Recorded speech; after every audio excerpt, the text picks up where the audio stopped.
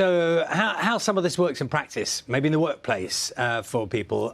Carrie-Anne Lackey is here with us this morning. Hi, Carrie-Anne. Hi, how are you? And also we'll be talking to Rachel Suff, who is from the professional body for human resources and people development. Carrie-Anne, let's start with you. You work for the Co-op. I do. Just happens to be where you work. Yeah. So tell us about your experience. So, and this is on the lines of a positive experience, something that your colleagues there have managed to achieve that's helped. You're going to get me emotional now. I was suffering, and when I say suffering, I mean really suffering. And I joined the Co-op because they had a menopause policy, so I knew I was going to be supported, but I wanted to take it a little bit further. Started a menopause coffee morning. I thought, if I'm feeling, you know, not great, didn't know who I was, and that got up to about 60 people come on. In that we... Was that all women? Yeah, it was open to everybody. But so all women attended? All women attended. Had a couple of men as well coming to listen, which is great because it is a problem for everybody really in the workplace. And that was under the Aspire, so we have a women's network in Co-op. That kind of grew because we obviously saw that there was a bit of an issue there, that women were suffering. They weren't getting the right answers from the GP, but it was brilliant because what Co-op allowed me to do is get a platform to kind of look at that policy, see if we could bring it to life. And what we did with that policy then is got a manager's guide, manager's training. So like yourself, Charlie, you could identify things, have an open and honest conversation. Just, you mentioned at first, Carrie-Anne, that first meeting. What was that like? I was fine, but it was just generally me being incredibly vulnerable and actually talking about the journey that I'd been on, how I'd suffered, how I'd not really got the support, that I'd been even turned away by female gynecologists, saying it was just a time of life. And I thought, if I'm doing this, how many other people are actually struggling? So let's see what we can do. Let's almost make a movement. So how did you transfer that conversation into practical help from work? So what we did is we kind of got everybody's feedback. You know, what is it that you need? What is it that you can do so you're not leaving work and you feel better? And then, therefore, we had a look at what the policy could be, bring that to life. And when I say bring that to life, what does that mean for me in a day-to-day situation? So if I'm not feeling right, I don't want to get out of bed in the morning. What can I do? How can I have that open conversation with my manager? One of the key things that women are really scared of is mentioning menopause. Actually going to your male boss and saying, can I have a bit of time off or sleeping? The way you're explaining it, this sounds very positive, and it's clearly made a big difference for you. Yeah.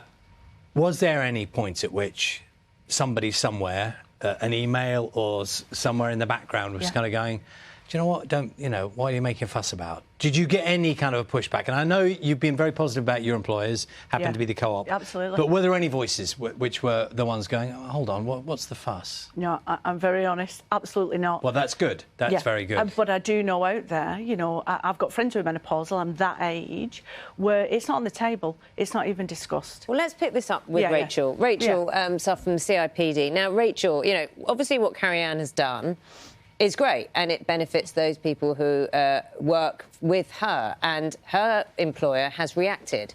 Why on earth is it incumbent on employees to get, like, a menopause package or a menopause plan strategy for companies to recognise and be aware of the issues? Yeah, I mean, a really good question. And I think we have seen in a lot of organisations that sort of ground-up movement because there's such a need for it on the part of women's networks and so on. But also in a lot of organisations, I think now we are seeing the tide start to change. I was on your sofa 3 years ago, and at that point, just 1 in 10 organisations had any kind of framework, policy, training, guidance for line managers on the menopause. Now we're seeing about 30% according to CIPD research. So things are starting to turn, but you're absolutely right. It's incumbent on the employer to create that environment, that culture, have a policy and create a menopause-friendly workplace. It's in their interest too.